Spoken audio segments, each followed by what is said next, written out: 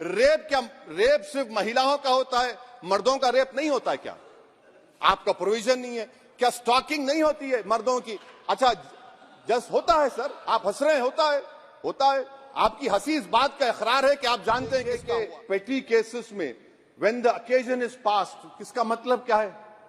When the occasion होगा क्या sir? अब हम चुनाव लड़ते तो जो हमारा जो पार्टी अपोजिंग रहती वो कहती कि इनके 25 लोगों को 50 लोगों को गिरफ्तार कर लो, गिरफ्तार कर लेते मेरे बूथ के एजेंट्स को, और बोल रहे व्हेन, उसमें आप लिखे क्या है? When the occasion is past, माने पास हो जाएगा पोलिंग के 5 बजे छोड़ देंगे। अरे आप अपना ही हाथ काट रहे हैं अपने आप, याद रखिए। आज आप मुस्कुरा रहे हैं, कल यहां पर बैठेंगे कोई और कर देगा काम आपके ऊपर। अच्छा, रेप सर, रेप क्या, रेप सिर्फ महिलाओं का होता है, मर्दों का रेप नहीं होता है क्या? आपका प्रोविजन नहीं है क्या? स्टॉकिंग नहीं होती है मर्दों की? अच्छा, जस्ट होता है सर, आप हंस रहे हैं, होता है। आपकी हंसी इस बात का इकरार है कि आप जानते हैं किसका हुआ है। तो justice JS Verma sir, justice JS Verma का जेंडर न्यूट्रल बनाइए। अच्छा, क्लॉज 69 को, क्लॉज 69 लव जिहाद आ गया। देखिए सर, क्लॉज 6 लव जिहाद आ गया, उसमें बियॉन्ड रीजनेबल डाउट प्रूव ही नहीं कर पाएंगे आप। अब उसमें क्या बताना पड़ेगा? सप्रेसिंग आइडेंटिटी, यानी अगर कोई महिला मोनू मानेसर चोमू चंडीगढ़ से इश्क करती है, बाद में उसको मालूम होता है कि वो मानेसर का नहीं है, चंडीगढ़ का नहीं है, तो क्या क्लॉज 69 एक्शन में आएगा? आप बताइए कि अच्छा, अगर कोई ये कहेगा कि मेरा नाम, कुछ नाम है, कई कुछ नाम होता है जो कॉमन नाम होता है मुसलमानों में, दीगर मज़ाहिब में, तो क्या वो सेक्शन अप्लाई होगा? ये क्या आप कर रहे हैं? अच्छा, आपने अडल्ट्री को निकाल दिया, आपने होमोसेक्सुअलिटी को निकाल दिया, तो ये कंसेंशुअल सेक्सुअल रिलेशन जो 18-20 साल के ऊपर के लोगों में करते हैं, मैं इसका खिलाफ जरूर हूं मजहबी एतबार से, मगर आप क्यों उनके ऑटोनॉमी को रोकना चाहते हैं? अच्छा सर, सेक्शन क्लॉज 1093 बीएनएस का, आपको it does not require knowledge और intention part of person facility commissioner organise crime. ये मैं 5 मिनट दीजिए सर। बीएनएस का सेडेशन पे देख लीजिए, सेडेशन को आपने दोबारा ला लिया, लफ्ज सेडेशन इस्तेमाल नहीं किया आपने। 3 साल से 7 साल आपने सुप्रीम कोर्ट को अंडरटेकिंग दी थी कि प्रोविजन नहीं लाया जाएगा। तो चेयरमैन सर, यहां पर हिंदी के बहुत मशहूर कवि का वो शेर मुझे याद आ रहा है, मैथिली शरण गुप्त का, कि राज्य को यदि हम बना लेंगे भोग तो बनेगा वो प्रजा का रोग, फिर कहूं मैं क्यों ना उठकर हूं आज मेरा धर्म राजद्रोह। कार्ल मार्क्स ने कहा था sir, history repeats itself first as a tragedy, second as a farce. आप क्लॉज 195 1D देखिए, it criminalises the making of publication of false and misleading information jeopardising sovereignty integrity of India.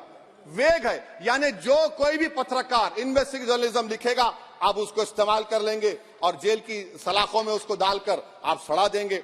Sir, मैं आपको और एक बात बताना चाहूंगा कि रैश एंड नेग्लिजेंट एक्ट जो आईपीसी में था 2 साल थे, 304, आप उसको बढ़ाकर 5 साल कर दिए 1061 में, बीएनएस 1 में।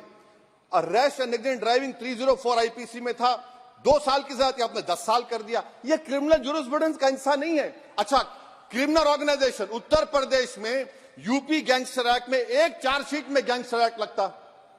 सर आप बताइए फिर यूएपीए का क्या होगा, पीएमएलए का क्या होगा, महाराष्ट्र मकोका क्या क्या होगा, गुजरात के कोका क्या क्या होगा? आप ये सब कानून रख रहे हैं और एक पुलिस वाले को आप ये तमाम कानून की इजाजत देंगे? याद रखिए, जिंदगियां बर्बाद करने का काम आप कर रहे हैं और सबसे बड़ा इसका नुकसान होगा। किसका नुकसान होगा? दलितों का, मुसलमानों का, आदिवासियों का।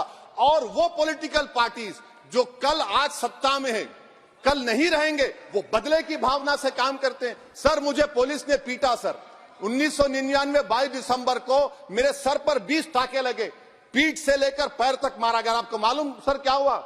तेलुगु देशम की सरकार थी, उन्होंने उन दोनों पुलिस वालों को जिन्होंने मुझे मारा था उनको आईपीएस कन्फर कर दिया। अरे चप्पन देखे बैठो तुम।